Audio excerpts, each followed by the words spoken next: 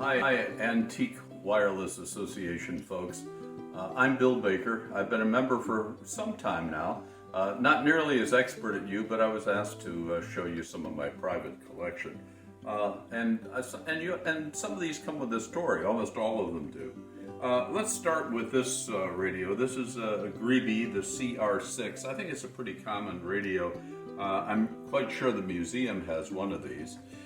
This one I'm particularly proud of. This is the Colin B Kennedy radio, and it is what is the model number on here?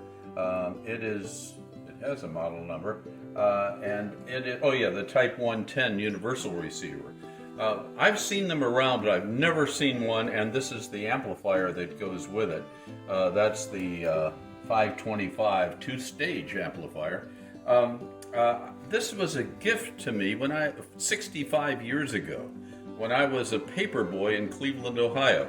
A nice lady said, "My husband just died, and we had these in the attic." He was an engineer for the public utility there, and he was doing some experiments. I don't think these radios were ever used, and I think they're basically unused radios. They're gorgeous condition. Of course, they've started to deteriorate a bit as far as oxidizing of the dials, but they're in incredible condition. Best I've ever seen a radio like this. Over here, then I started collecting radios and other radio items. This is a beautiful loudspeaker. I don't know where it came from exactly. And I had to have an Atwater. Don't know much about this radio, but it's a nice looking one and fits in here pretty well. Over here is another really amazing thing that I found. I'm pretty sure this came from my paper route lady. This is a collapsible, this is an amazing antenna. Look at this, with all kinds of connectors on the back and everything. This was an early, beautifully made wooden framed antenna with various compass rose items on the bottom.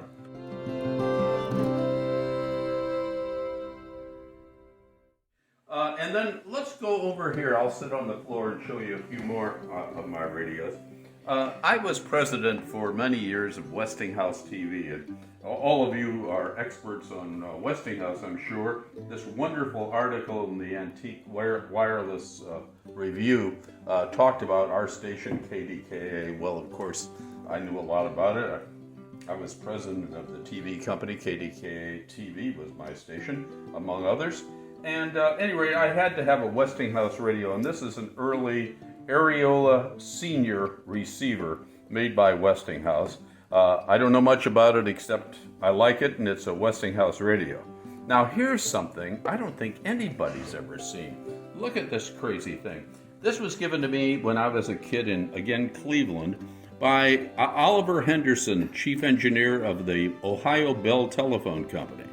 This is a 1,000 cycle oscillator. Have you ever seen an oscillator like this? It has an on-off switch, it runs on a 6-volt battery, and it's got a tuning fork, a 1,000 cycle tuning fork. Thing works beautifully. Beautiful 1,000 cycle. Nice way to make a 1,000 cycle oscillator. Don't see too many of those anymore.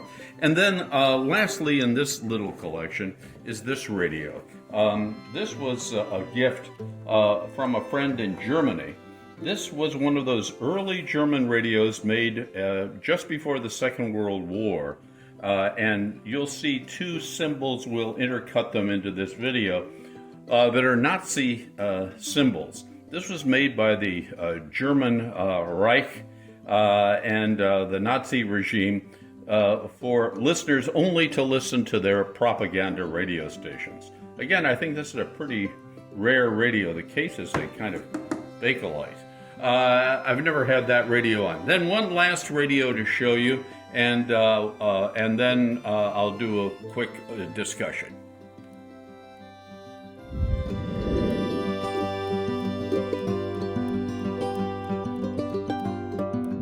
This is the last radio I'm going to show you. It's a Zenith console model. I'm pretty sure there's one of these in the museum. This one's still a working radio, and it's the sound is really quite amazing on this AM radio. The thing I like most about it is it has a motorized dial, which I hear vibrate, but I think it needs a little grease. It's not turning. I'm afraid to go in there and try to fix it. But this clamshell is really something. You've got the broadcast dial, and then the clamshell, you turn to one more, and you've got the shortwave dial from 5.6 to 18 megahertz. And then you've got the low end of the dial, 1.8 to 5.5. They call that the aviation ships band. So that clamshell is very cool. So I'm hoping that you've enjoyed my little quick tour. I'm mostly hoping that those of you who are genuine experts will let me know what you think and fill me in on some of the things that I have in my collection. That's, by the way, my antique 150-year-old fog bell from a lighthouse. We'll talk about that some other time. At any rate, if you have a chance, let me know what your thoughts are. Give me your insights. And if you also have a chance, take a listen to my old antique microphone shout-out that I did that is also on this site. Thanks for watching.